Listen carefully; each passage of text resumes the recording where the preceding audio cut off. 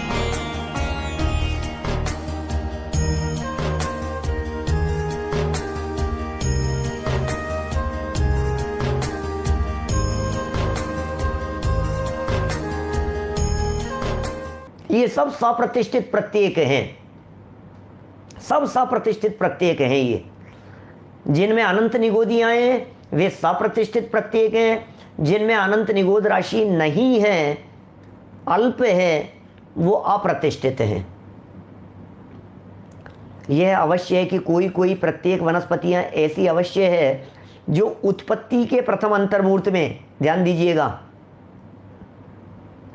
कोई कोई वनस्पतियां ऐसी होती है जैसे जन्म हुआ, जैसे ककड़ी वगैरह है, नहीं, ये दूसरी तरह की बात कर रहे हैं। ये उत्पत्ति के प्रथम अंतर्मूर्त में अप्रतिष्ठित, माने जीव नहीं थे उसके शुरू के अंतर्मूर्त में, और बाद में उसमें बादर निगोद जीव आकर अपना आश्रय बना लेते हैं। कई वनस्पतियां होती है इस तरह की, अपन क्या जाने,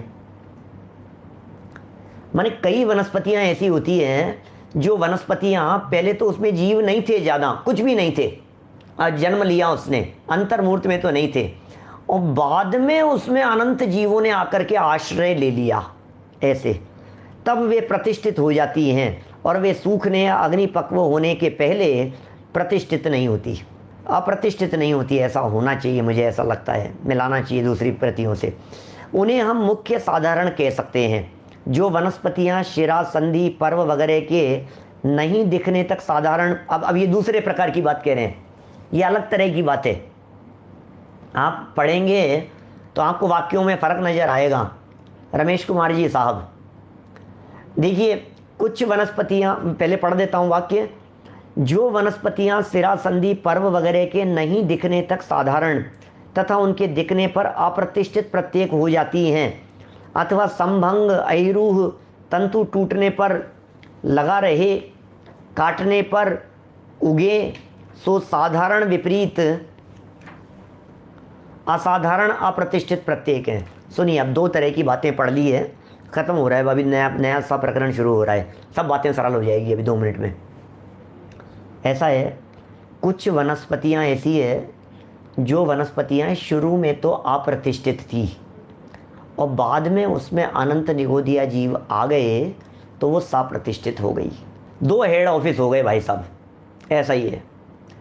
एक तो ऐसी हो गई जब ग्रीनरी उत्पन्न हुई उस समय वो अप्रतिष्ठित है, प्रत्येक वनस्पति अप्रतिष्ठित माने अनंत काय नहीं है, और अंतर्मूर्त बाद में उसमें अनंत जीव आकर के बस गए।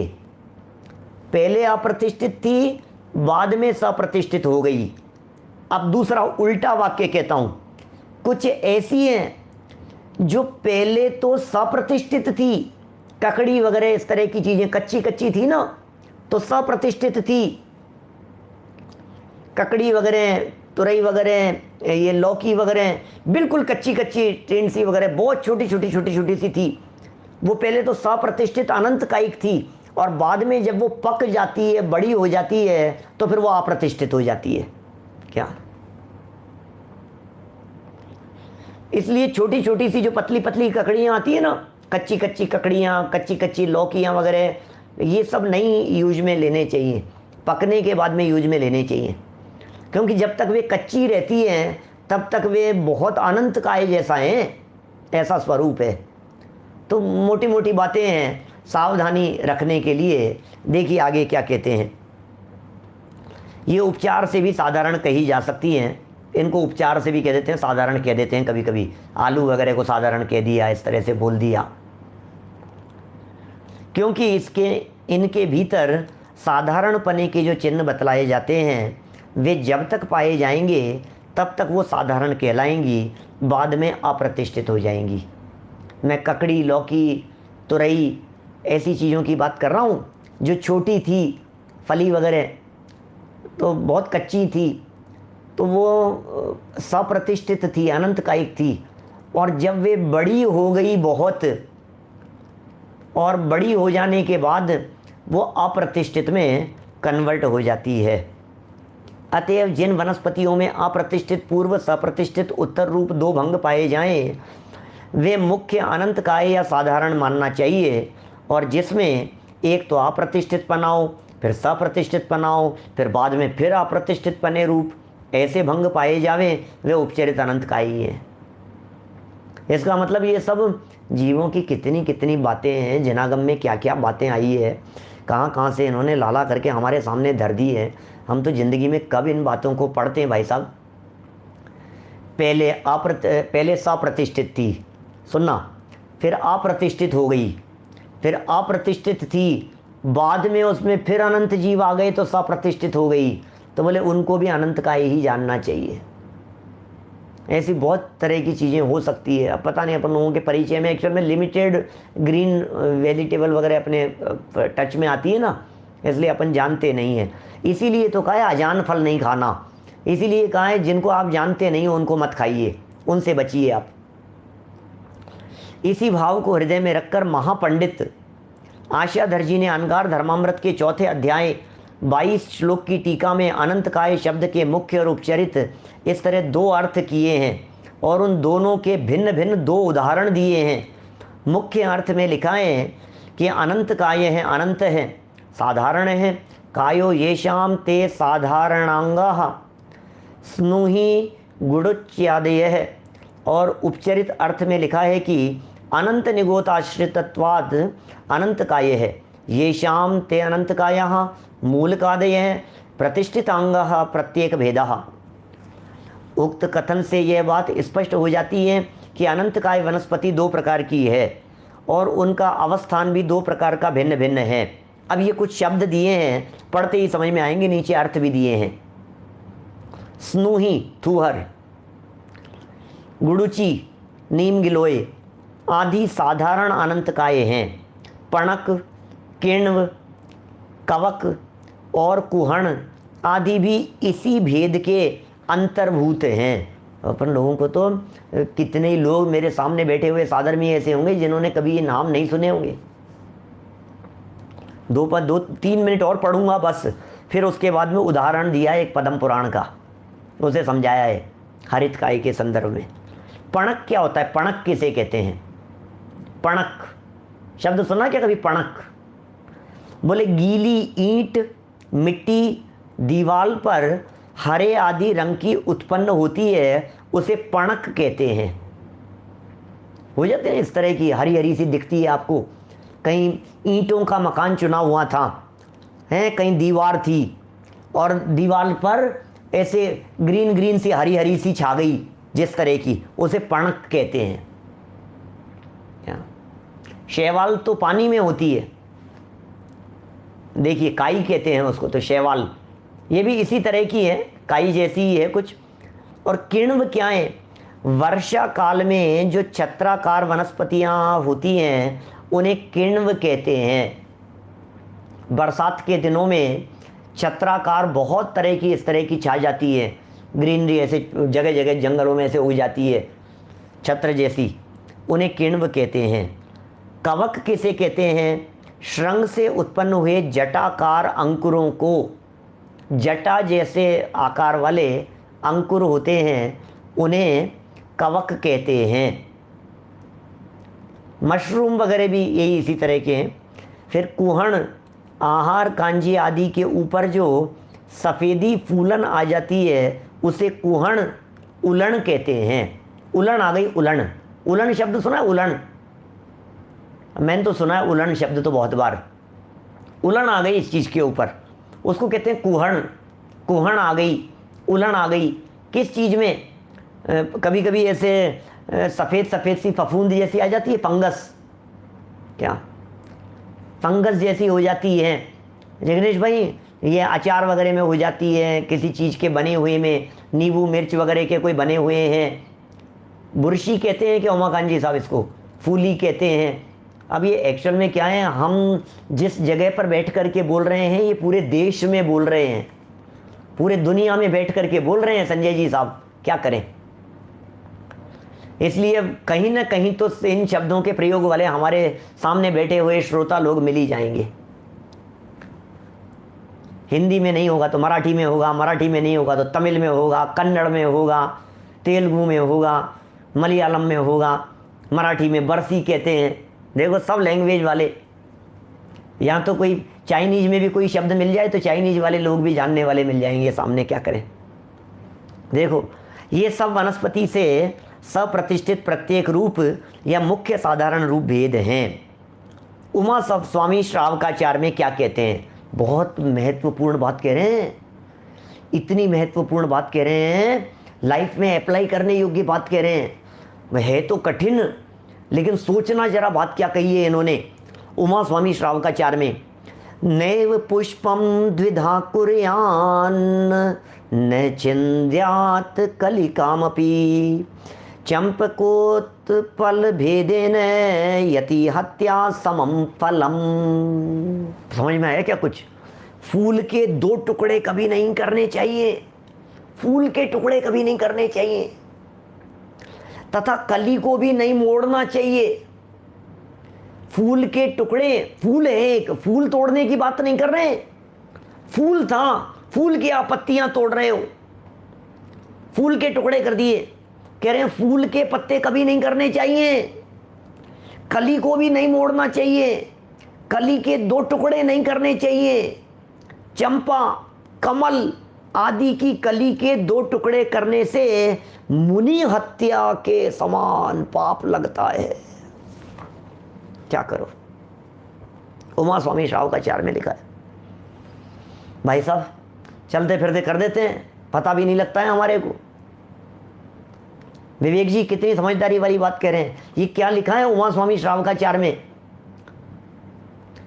कभी जीवन में नहीं हुए, मतलब ये अपने को पता ही नहीं था एक्चुअल में क्या है समस्या, हम जानते ही नहीं है, हमें पता ही नहीं है, हमने कभी ये बात सुनी ही नहीं है ना। कभी भी किसी को भी तोड़ देंगे, कुछ भी कर देंगे, क्या फर्क पड़ गया है। बैठे हैं कहीं, फूल मालाएं नहीं पहने, हमने हमारी शादी में नहीं पहनी। आज फूलों के डेकोरेशन सारे दुनिया भर में होते हुए रहते हैं, कहाँ फूलों का प्रयोग करें। कितने अनंत अनंत जीव हैं उनमें। अरे एक फूल तोड़ना तो बहुत दूर की बात है, फूल तोड़ने की बात नहीं कर रहे हैं, फूल की पत्तियां तोड़ने की, फूल के टुकड़े करने की, टहनी को मरोड़ने की, ये कह रहे हैं एक मुनि हत्या का पाप लगता है। उमा स्वामी आचार्य क्या कह रहे हैं, सोचिए जरा क्या कह रहे हैं, कैसा अनर्थ दंड है ये। फिर कहते हैं हमारा पैर टूट गया, तो कैसे नहीं टूटेगा, तुमने तोड़े होंगे, न मालूम किस किस के कैसे कैसे पाप किए। हंसते हंसते पाप करता है, इसको पता ही नहीं लगता है। फिर बाद में ऐसे विचार आता है, जनवाणी कहती है तो अरे अरे अनजाने में किए, अनजाने में किए। अरे अनजाने में किए हुए पाप की क्या सजा नहीं मिलेगी क्या? अनजाने में तेल की चिकनाई के ऊपर पैर रख दोगे, गीले में पैर रख दोगे अनजाने में, तो फिसलेगा कि नहीं फिसलेगा?